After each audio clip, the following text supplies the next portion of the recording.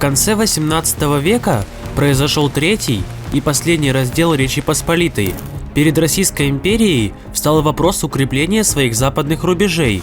Появилась идея строительства мощных фортификационных укреплений вдоль новой границы, а среди них и крепость Брест-Литовск. Место для строительства крепости было обусловлено важным военно-стратегическим положением города Брест-Литовск. Фельдмаршал граф Мориц Саксонский в своем сочинении «Мои мечты или воспоминания об искусстве войны» так охарактеризовал его стратегическое значение.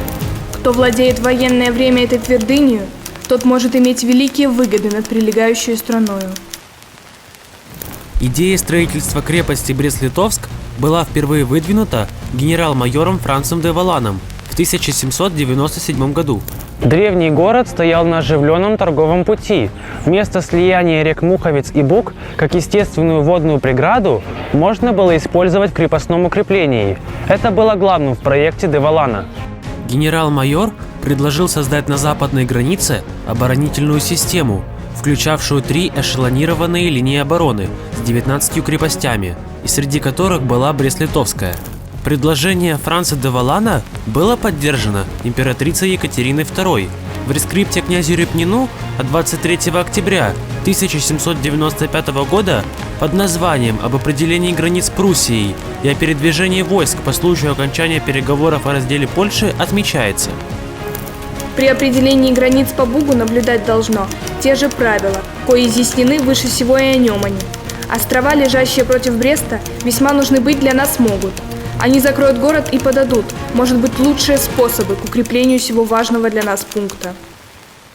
В Санкт-Петербурге самым серьезным образом подошли к созданию плана строительства крепости на месте слияния рек Муховец и Буг. В 1796 году была организована комиссия по изучению этого вопроса. Ее возглавил генерал-майор граф Петр Сухтелин. Для проведения топографической съемки местности в 1796 году была организована экспедиция в западные губернии Российской империи. В ней принял участие известный фортификатор, инженер-генерал Карл Оперман. Этот талантливый картограф изложил результаты своей работы в инструкции для осмотра новой границы с Пруссией и Австрией. В прилагаемом к ней плане говорилось: вдоль 200-километровой границы предлагается возвести 9 мощных крепостей первой линии, в их числе и крепость Брест-Литовск. Инженер-генерал граф Петр Сухтелин серьезно занимался вопросом строительства крепости Брест-Литовск.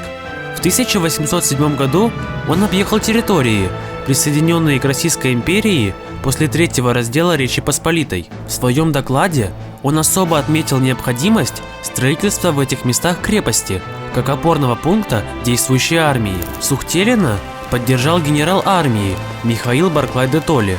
Он также считал, что иметь в Брест-Литовске укрепленный военный лагерь просто необходимо. В нем следовало бы разместить 20-тысячную армию.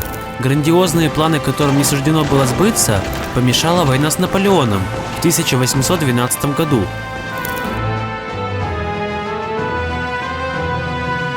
В следующей серии я расскажу о трагической судьбе старинного города над Бугом и познакомлюсь с главными строителями крепости Брест-Литовск.